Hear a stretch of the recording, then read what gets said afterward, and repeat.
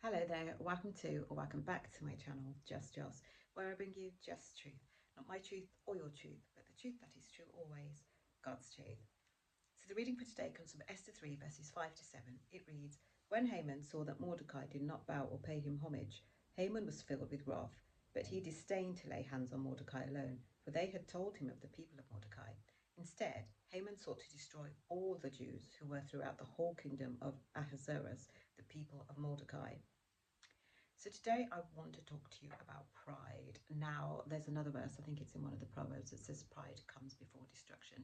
Now, just looking at Haman, how we see the evolution of his story in the book of Esther, he's basically given a high position by King Ahasuerus, and once he has this position, and it's a great honorable position, and he's really happy to be in such a position, but what brings him down is the fact that Mordecai doesn't pay him homage. Now, he lets that get to him, so even though he's got this high esteemed position, he can't enjoy it because of one person who will not basically bow down to him. His pride is so great that he needs for that to happen.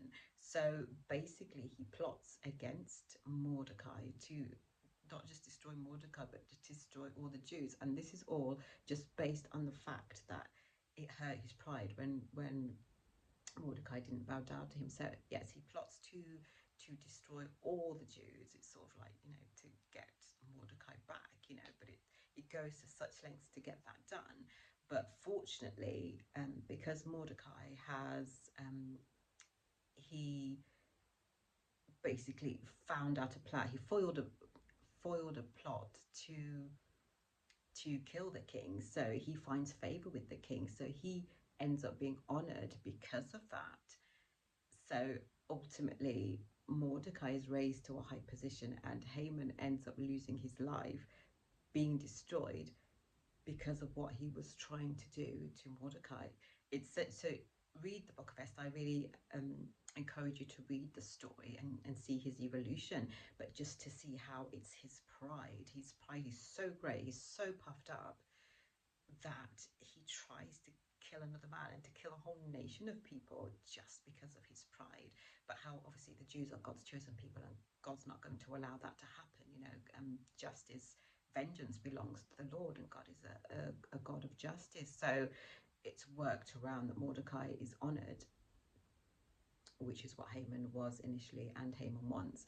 And Haman and his family are actually destroyed on the very gallows that Haman built, where he was hoping that Mordecai would be hanged. So I just want you to think about pride. And, as humans, I think we all, struggle with pride, but just to not let your pride be so great that you will be eaten up by it, and it will end up destroying your life. It's always going to backfire on you. Now, pride is something that we don't want to have in us. God hates pride. He hates a prideful person. So it's something that we really need to work on. If we, have any pride in us, just keep casting it down. Just ask the Holy Spirit to work with you and just get rid of pride, because it's something that tends to grow.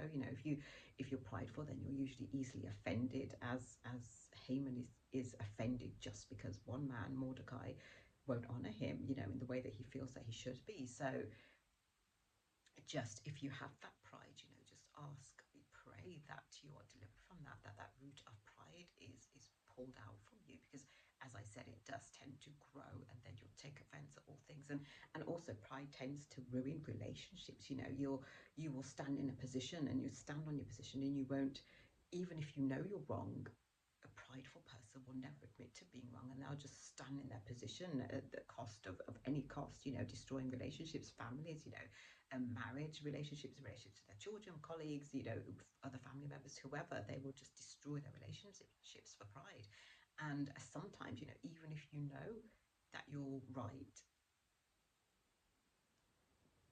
you still shouldn't let your pride drive you to be so sort of fixed on your position that you will not move. And I'm not saying that to just sort of be a doormat, but there's a way to stand on your convictions without being prideful, and pride is never going to work in your favor. So just stop releasing that pride. If you are prideful, just keep casting it down and just don't allow pride to creep into your heart for whatever reason. You know, if you are elevated to a certain position, you know, if you're doing better than the people around you, whatever, it could be easy to become puffed up with pride. But just be mindful that it's never going to end well. You know, pride comes before a fall, you know, ends in destruction. So just guard your heart against being prideful and remember Haman's story.